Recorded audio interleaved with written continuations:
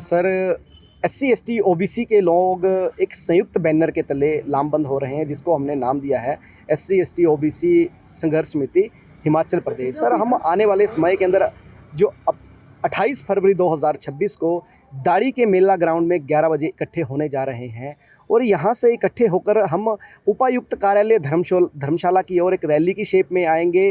और ये rally sir, मैं आपके माध्यम से बता देना चाहता हूँ कि एक विशाल रैली होने जा रही है। इसके अंदर अंदाजन 1 लाख से ज़्यादा लोग इकट्ठे होने जा रहे हैं।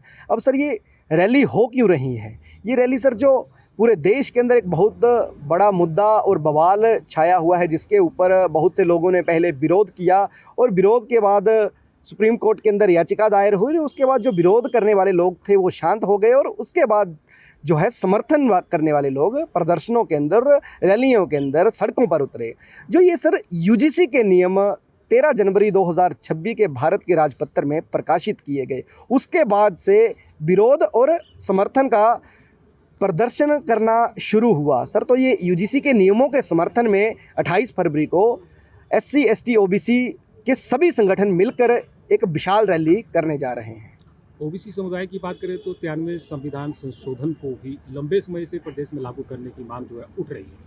ऐसे में दोनों ही पार्टियों द्वारा लगातार इस मसले को जो है अनदेखा किया गया है, तो किस तरह से आगामी रणनीति समुदाय की रहेगी?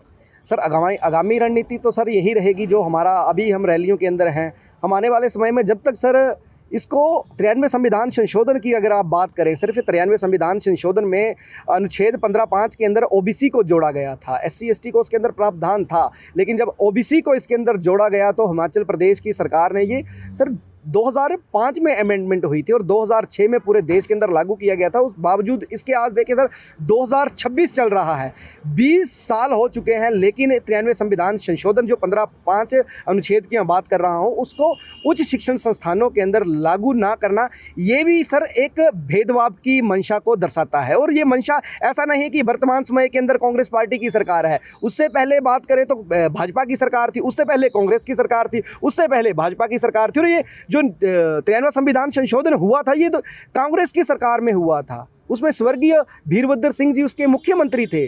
तब से लेकर आज तक जब 93वें संविधान संशोधन को लागू नहीं किया गया है, तो सर ये आप प्रशासन की बात करें या मंत्रियों की बात करें, नेताओं की बात करें, इनके मन में ही भेदभाव, सर इनकी चेतना के अंदर भेदभाव जो है दिखता है। जब हालांकि कुछ विधायक ये बोल देते हैं कि हम OBC बहुल क्षेत्रों से आते हैं, लेकिन सर वो भी सिर्फ एक राजनीति करते हैं लोगों के साथ कि बताना चाहते हैं हम OBC बहुल क्षेत्रों से आते हैं, आने वाले समय में आप हमें भी वोट देना क्योंकि हम आपकी मांग को उठा रहे हैं। लेकिन सर आप देखें, मांग को सिर्फ विधानसभा के अंदर उठाना, और उठाना किसके समक्ष?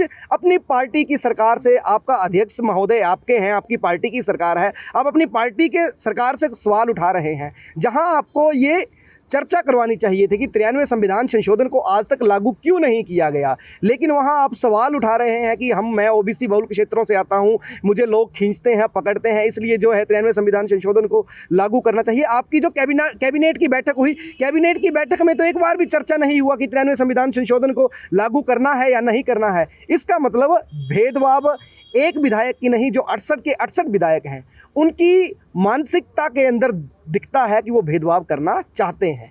अभी जिस तरह से आपने कहा कि कई विधायक कहते हैं कि वे OBC बाहुल्य क्षेत्रों से आते हैं, प्रदेश की बात करें तो कई ऐसे विधानसभा क्षेत्र हैं जो OBC बाहुल्य हैं, उसके बावजूद जो आपकी डिमांड है 93वें संविधान संशोधन की अभी तक पूरी नहीं हो पाई है, तो इसके लिए क्या आगामी रणनीति रहने वाली है? क्या समुदाय खुद चुनावी ताल ठोकेगा?